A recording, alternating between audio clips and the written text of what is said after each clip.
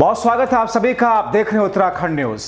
दोस्तों, कभी कभी कुछ दृश्य ऐसे होते हैं जिसे देखकर हम हैरान हुए बिना नहीं रह सकते। कई सवाल आते हैं और जवाब ढूंढने को हम भरसक प्रयास करते हैं। आखिर ये कैसे हुआ, किस तरीके से हुआ, अगर ऐसा हुआ तो इसके पीछे कौन सी ताकत रही, तमाम सवाल जहन में आते हैं। हरिद्वार में गंगा के नीचे कुछ देखा तो दिलो दिमाग में कई सवाल आया। दरअसल हरिद्वार में इस समय गंगा नदी की सफाई का काम जोरों पर है। गंगा नहर बंद किए जाने से हर की पौड़ी और वीआईपी घाट पर बहने वाली गंगा की धारा सूख गई। जब यहां धारा सूखी तो नजारा बिल्कुल अलग दिखाई देने लगा। दरअसल वीआईपी घाट पर गंगा नदी में रेलवे की पटरियां नजर आ रही हैं। यह नजारा देख करके लोग भी अचंभित हो गए, सोचने लगे कि पानी के अंदर कब रेलवे की पटरी बिछा दी गई। गंगा की तलहटी नजर आने से इस समय वीआईपी घाट के पास में गंगा के अंदर रेलवे की पटरी नुमा लोहे के ट्रैक नजर आ रहे हैं, जो लोगों के लिए उत्सुकता का विषय बने हैं।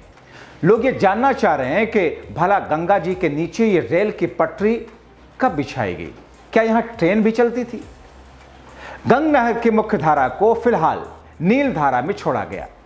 पानी ना होने के चलते हरिद्वार में गंगा तट के पास रोड़ी बेलवाड़ा में अंग्रेजों के जमाने में बनाई गई रेल पटरी दिखाई देने लगी।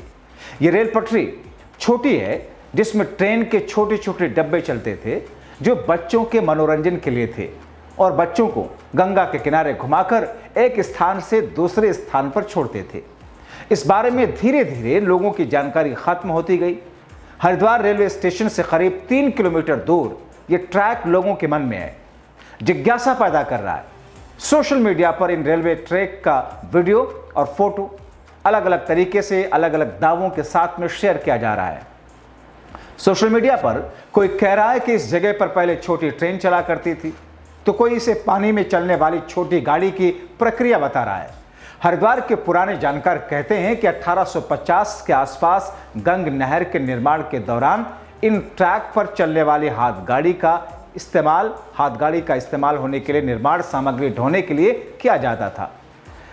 भीमगौड़ा बैराज से डाम कोठी तक डैम और तटबंध बनाए जाने का काम पूरा होने के बाद अंग्रेज अफसर निरीक्षण करने के लिए इन गाड़ियों का इस्तेमाल करते थे। तो इतिहास के जानकार बताते हैं कि गंग नहर लॉर्ड डलहौजी का एक बड़ा प्रोजेक्ट था। इसे इंजीनियर कोटले के सुपरविजन में तैयार किया गया।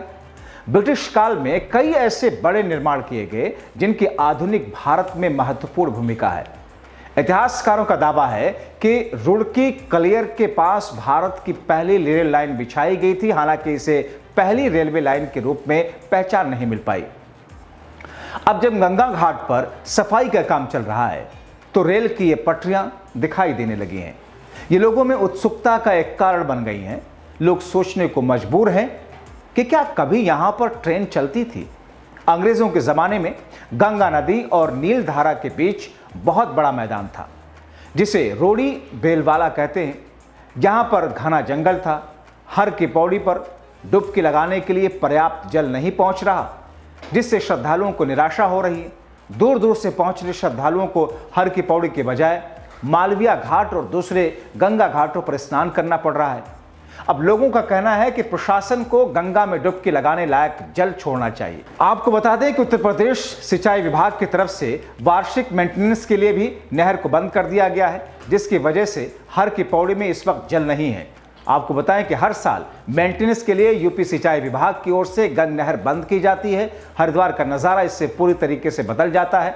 गंगा का पानी सूख जाने से गंगा की जो तलहटी है उस पर नजर आ रही ये रेलवे की जो पटरियां हैं, इन रेलवे की पटरियों के बारे में कहा जाता है कि ब्रिटिश कालीन तकनीक की एक बानगी भी है, जो इसे इस तौर पर भी जोड़ करके देखा जा रहा है।